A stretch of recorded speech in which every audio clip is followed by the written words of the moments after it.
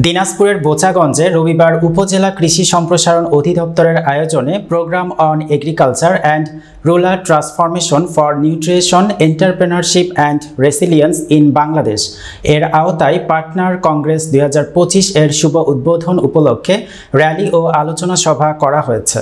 বেলা 2টায় উপজেলা পরিষদ মিলনায়তনে উপজেলা নির্বাহী অফিসার মোহাম্মদ মারুফ হাসান এর সভাপতিত্বে অনুষ্ঠিত আলোচনা সভায় প্রধান অতিথির বক্তব্যে কৃষি সম্প্রসারণ অধিদপ্তর দিনাজপুর অঞ্চলের অতিরিক্ত পরিচালক কৃষিবিদ মোহাম্মদ রিয়াজ উদ্দিন বলেন, পার্টনার কর্মসূচির মাধ্যমে এই উপজেলা কি কাজ হচ্ছে এবং তার ফলে কি উপকার পাওয়া যাচ্ছে। যারা উপকার পেয়েছেন এবং দক্ষ হয়েছেন তাদের এখন দায়িত্ব হলো যারা এই প্রশিক্ষণ পায়নি তাদেরকে শস্য বহুমুখীকরণ প্রযুক্তি উদ্ভাবন, ভ্যালু চেইন কার্যক্রম, উত্তম কৃষি চর্চা অনুসরণে নিরাপদ ফসল উৎপাদন, উন্নত জাত খামার যান্ত্রিকরণ এর কৌশলগুলো শেখানো। উপজেলা কৃষি সম্প্রসারণ কর্মকর্তা দীনেশ চন্দ্র রায় এর সঞ্চালনায় অনুষ্ঠানের শুরুতে পার্টনার কংগ্রেস 2025 এর মূল প্রবন্ধ উপস্থাপন করেন উপজেলা কৃষি কর্মকর্তা কৃষিবিদ নয়ন কুমার সাহা। অনুষ্ঠানে বিশেষ অতিথির বক্তব্য রাখেন কৃষি সম্প্রসারণ অধিদপ্তর খামারবাড়ি দিনাজপুরের উপপরিচালক কৃষিবিদ আফজাল হোসেন, উপজেলা সমবায় কর্মকর্তা মোহাম্মদ জয়নুল আবেদিন প্রমুখ।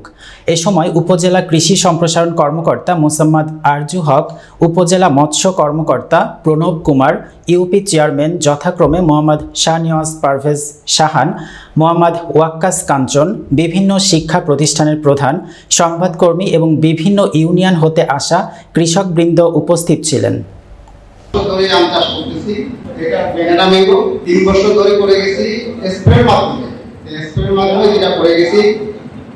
সেটা তেমন একটা লাভবান হতে পারি নাই। এবার আমাদের কৃষিবিদ নয়ন কুমার সাহা স্যার উনার দেখভালের ক্ষেত্রে আমাকে অনেক সহযোগিতা করছেন, কিভাবে করতে হয় সেটা লাগাইতে হয় সেটাও শিখিয়ে দিয়েছেন। এতে দেখতেছি আমার অনেক খরচ কমে গেছে। আপনারা নিঃসন্দেহে এটা করতে পারেন, অনেক লাভবান হবেন। আমরা যদি ভার্মি কম্পোস্ট তারপরে জৈব সার এগুলো নিজেরাই বাড়িতে তৈরি করে এটা কিভাবে ব্যবহার করতে পারি এটা আমরা শিখেছি। খাদ্য নিরাপত্তা, উন্নত পুষ্টিমান অর্জন ও টেকসই কৃষির প্রসার। টোটাল প্রোগ্রামের একটা বরাদ্দ দেওয়া আছে যে প্রোগ্রামটা মূলত ৩,৩৫৮ কোটি টাকার একটা প্রজেক্ট।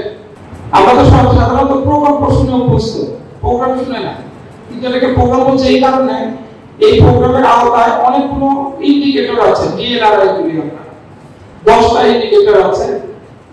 একটা ইন্ডিকেটর সাকসেস করলে আমরা যদি একটা কর্মসূচি বাস্তবায়ন করতে পারি, সফলভাবে বাস্তবায়ন করতে পারি, তাহলে আমরা পরবর্তীতে আরেকটার জন্য আমরা কাজ শুরু করতে পারবো।